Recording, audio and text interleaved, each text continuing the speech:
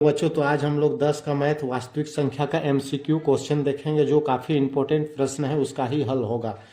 तो यहाँ पर इंपॉर्टेंट प्रश्न का ही हल हो रहा है जो आने वाला है 2026 और आने वाले परीक्षाओं के लिए। तो पहला प्रश्न है 140 के कितने अभाज्य गुणनखंड है बेटा।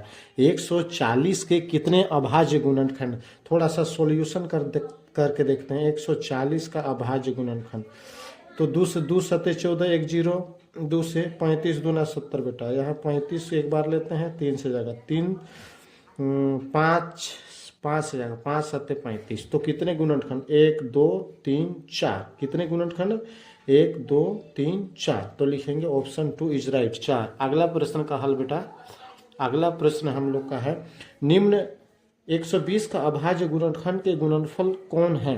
अभाज्य गुणनखंड के गुणनफल कौन है 120 का। तो सॉल्यूशन करते हैं 120 का। बगल में यहाँ 120 का तोड़ रहे हैं बेटा।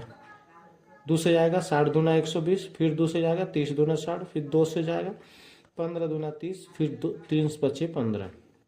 देखेंगे 2 1 2 3 है तो 2 का घात 3 गुना 5 2 का घात 1 2 3, 2 का घात 3 गुना 3 गुना 5, 2 घात 3 गुना 3 गुना 5। तो ऑप्शन 1 इज राइट। अगला प्रश्न है बेटा निम्न में 156 का अभाज्य गुणनखंडों के गुणनफल के रूप में लिखना है। ये भी सेम है, 156 का तोड़ते हैं। 156 बेटा, 156 को तोड़ेंगे। 2 से जाएगा 2 सत्ते 14, एक यहाँ पर आ गया 16, 2 अट्ठे 16, 2 से फिर जा रहा है 2 तिया 6, एक यहाँ 2 9 18, 3 से जाएगा 3 एका 3, 3 तिया 9। तो यहाँ पर ऑप्शन कौन सा, 2 गुना 2 गुना 3 गुना 13 है, 2 गुना 2 गुना 3 गुना 13। ऑप्शन 2 इज राइट बेटा।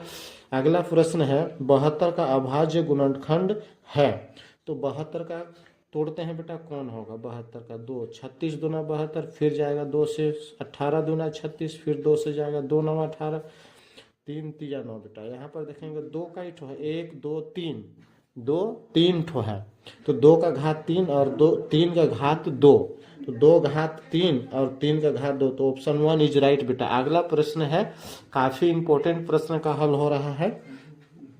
96 का अभाज्य गुणनखंड है। तो 96 का अभाज्य करते हैं हम लोग 96 का अभाज्य। 2 से जाएगा 2 चौके 8, यहाँ 2 अट्ठे 16, फिर यहाँ पर हम लोग देखेंगे 2 से 2 दूना 4, 2 चौके 8, फिर जाएगा 2 से 12 दूना 24, फिर जाएगा 2 छक 12, फिर 2 से जाएगा 2 तिया 6। तो इस तरह से हम लोग 2 का ही बेटा, 2 1 2 3 4 5, 2 का घात 5 गुना 3। तो 2 का घात 5 गुना 3 कौन सा है, option number 1 is right. Option number 1 is right. अगला जो प्रश्न है बेटा, अगला जो प्रश्न है 5005 का अभाज्य गुणनखंड है। 5005 का अभाज्य करते हैं हम लोग। यहाँ पर 5005 का कर देते हैं। पहले 5 से जाएगा बेटा, 5 एका 5 00, 5 एका 5। अब किससे जाएगा, अब 7 से जाएगा, 7 एका 7 3, 10 था 3, यहाँ 0 से आगे 3 30 हो गया, 7 चौका 28, 2 बचा जो 1 के आगे यानी 21, तो 7 तिया 21 बेटा। आगे किससे जाएगा, आगे देखते हैं 11 से जाएगा, 11 का 11, 12 13 14 3, यहाँ 11 तिया 33। तो 5 गुना 7 गुना 11 गुना 13 है,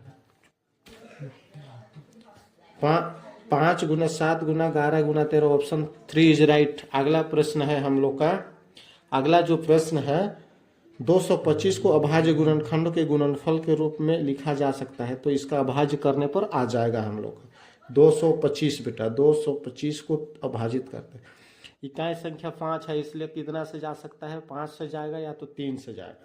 देखते हैं 3 से, तो 3 सत्ते 21 22 था, एक यहाँ 3 25 15 75, फिर 3 से जा सकता है, 3 दूना 6 3 25 15, 5 से जाएगा 5 25 25। तो 2 का घात 3 का घात 2 और 5 का घात 2। यहाँ पर देखेंगे या तो 3 गुना 3 गुना 5 गुना 5, कहाँ पर है 3 गुना 3 5 गुना 5। तो ऑप्शन 1 इज राइट। अगला प्रश्न है बेटा हम लोग के लिए, अगला प्रश्न है 96 के अभाज्य गुणनखंड में 2 का अधिकतम घात होगा। तो 96 का अभाज्य कर लेते हैं और 2 का अधिकतम घात देख देंगे। तो 2 से जाएगा 2 चौका 8, 1 2 8 16 बेटा। 2 से 2 दूना 4, 2 चौके 8, फिर 2 से 2 एका 2, 2 दूना 4, 2 छक 12, 3 से 3 सॉरी 2 से 2 तिया 6। तो 2 का अधिकतम घात कितना है? 1 2 3 4 5। 2 का अधिकतम घात कितना है बेटा? 5। तो ऑप्शन 4 इज राइट। अगला प्रश्न है बेटा 9। यदि 120 बराबर x का घात x गुना 3 का घात x गुना 5 का घात 1, तो x का मान निकालना है बेटा। यदि 120 बराबर 2 का घात x गुना 3 का घात 1 गुना 5 का घात 1, तो x का मान निकालना है। तो यहाँ हम लोग देखेंगे 120 का अभाज्य करते हैं बेटा। तो कितना से जाएगा? 2 से 2 छक 12, 1 0। 2 से जाएगा 2 तिया 6, 1 0 हो जाएगा। 2 से 15 दूना 30 हो जाएगा। फिर 2 से जाएगा 2 से नहीं 3 से जाएगा 3 5 15। तो इसको क्या लिखेंगे हम लोग? 120 बराबर कितना आया बेटा? 2 का घात 2 1 2 3 आया। 2 का घात 3 गुना